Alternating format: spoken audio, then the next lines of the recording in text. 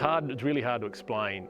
When I put the suit on and I get out there and I take the lid off the box and the smell of the honey wafts up and the bees are flying around me, you just lose track of time, and there's just something magical about it that when you're there, it's just amazing. And I can't see my watch. Oh, I wonder what time it is, and I pull my phone out and I go, oh, crap, I've got to be somewhere. So it's just that, yeah, I don't know what it is, it's hard to explain, and it's what draws me to try and get people to come out and just come and have a look. Or if somebody's at a market and they say, oh, I'm thinking about getting a beehive, I say, do it.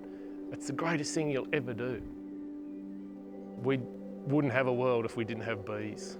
Bees pollinate so much of our fresh fruit and vegetable, our crops, everything. We rely on bees for so much, and I think we really need to focus more on that. So the world wants almond milk, and without bees you don't have almond milk.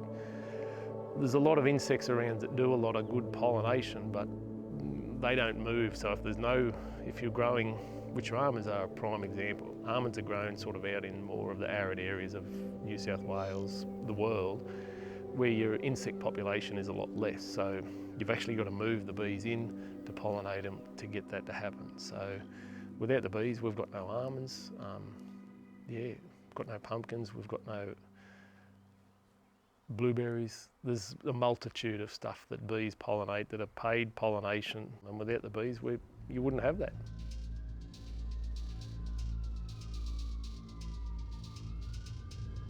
I'm glad I've lived through it, I've seen it, but I don't ever want to see it again.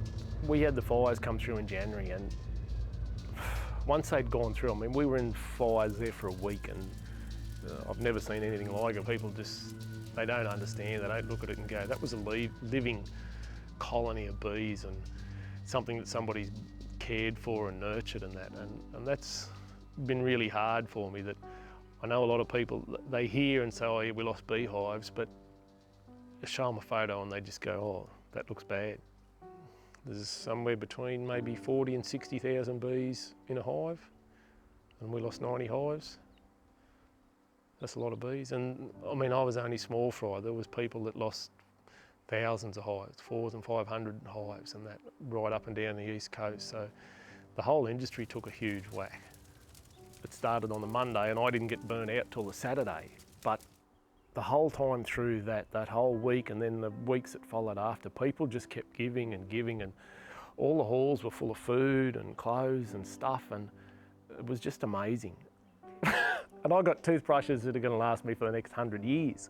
I've got enough UHT milk to sink a ship, and I've got a tin of Spam and a tin of ham.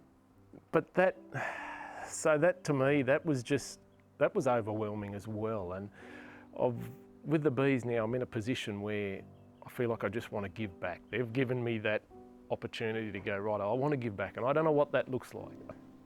But the short term has been trying to give people hope and try and support businesses and support people that are doing it tough. My giving back, I don't know how it fits or where it fits or what it is, but if something comes along and I can give back or I can help, that's what I'll do. Everything with a beehive is all about the colony. It's all about survival of the colony, and that to me is just a model that we should all be living by. We should all be putting it together and saying, righto, and that's what I'm trying to do at the moment. I'm trying to look after my colony, our colony, which is our community, which is the Corryong, the Albury, the Wodonga, the whole region, because at the end of the day, if we don't look after our region and it fails through what we're going through, then that's really tragic. And there's a lot of stuff that's not reported, that a lot around suicide and that sort of stuff, and that's what really hits home with me, and that's what draws me back to that survival of our colony. Is I don't want to see anybody go under in this current time, and we've lost a couple of kids up at home, and that breaks my heart. And so yeah.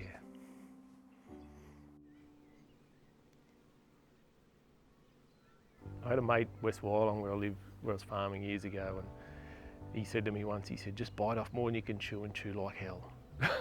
And I did, for a lot of years I did that. And yeah, I couldn't chew fast enough.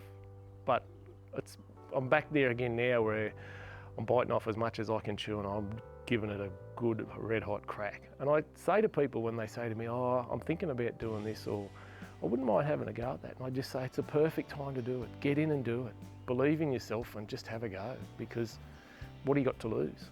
There's people around that are going to support you. I'll support anybody that wants to have a go. I'll wear however I can.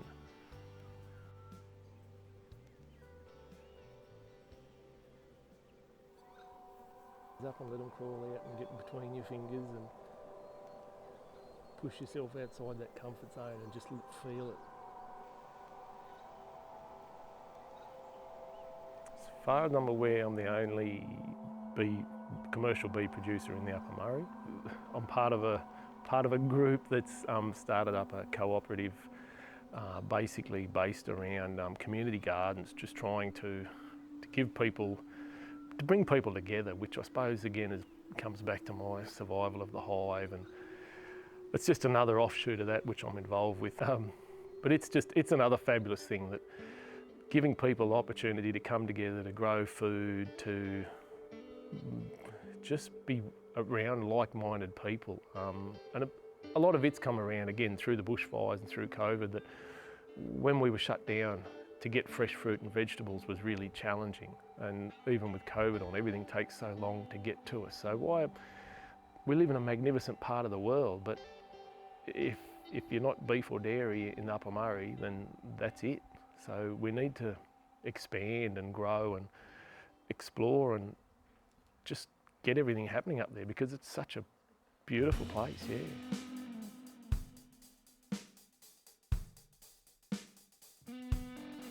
So I produce raw honey, so my aim is to maintain honey in its most natural state. So when I extract it, you've got to have hot knives to actually get the cappings off, but after that point, at no point do I overheat the honey. All my honey that I use myself and I produce and I sell is all maintained in its most natural state, which maintains the flavours, all the antibodies, all the goodness. It's just, yeah. And people always say to me, your honey tastes so different than the store-bought stuff. And it amazes me, because I just get it out of the hive, I extract it and I put it in a jar. So I don't do anything amazing with it, but it does taste amazing. You sure you want me to go down this line? Are you going to use this? So your canola honey, so I just finished filling an IBC of canola honey, and within 2 days it's hard as a rock. I'm hitting the side of it and it's nearly like cement. So I can't do anything with that. People look at honey that's hard in a jar and they go, oh, I don't want to buy that. So I sell that to the packers. So for the packers to be able to process that and sell it in shop, they have to heat it or they have to pasteurise it. So they'll blend that with another lot of honey, they'll pasteurise it, they'll heat it to get it to run and to flow, and then they put it in a jar and they sell it as honey. So that's the difference between your store-bought honeys, which they're meeting a market. That's what that market wants. People want to be able to walk into a shop and buy honey that'll flow, that, yep, consistent, easy. Whereas I'm the other side of it. I want to produce something that's natural, that's raw. Yeah, that's another one of those great things about being a food producer and working with the bees. And yeah, I can sell you a jar of honey and I can say, I know where this comes from. I know the Patterson's Curse, this was off. I know the River Red Gums, this was off. I know why it's got that smoky taint. All those things, you've got that connection with what you're producing, and that's amazing. And that's, yeah, I love that.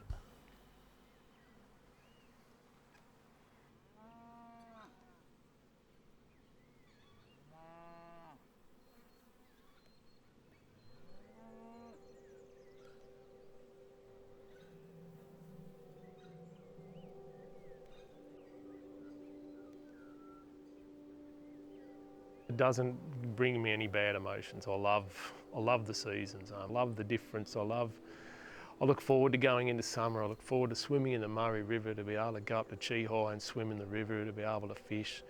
And now I look forward to the summer, to what blossoms it's going to bring, what trees are going to flower, all that sort of stuff. So the fires are still in the back of my memory, but they're not going to control my life. They're not going to dictate my feelings, because I just love where I live and I love what I do. So why let a disaster rule that?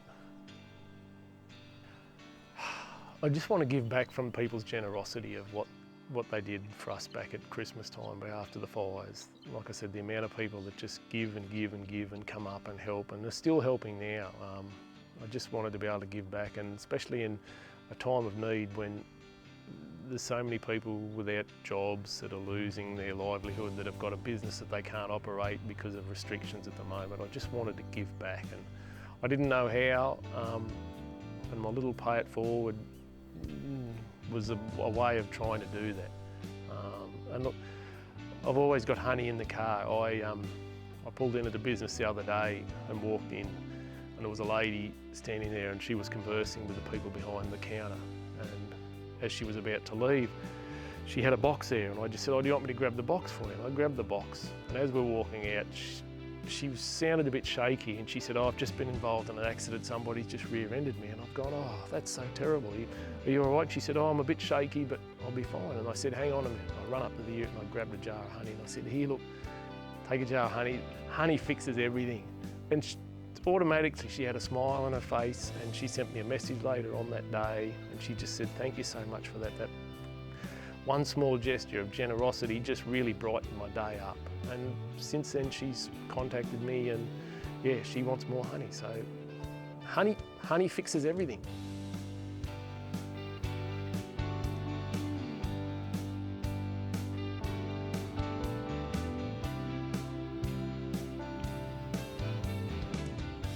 Honey fixes everything. Or honey makes everything better, either. I love them both. And I'm a firm believer that honey makes everything better.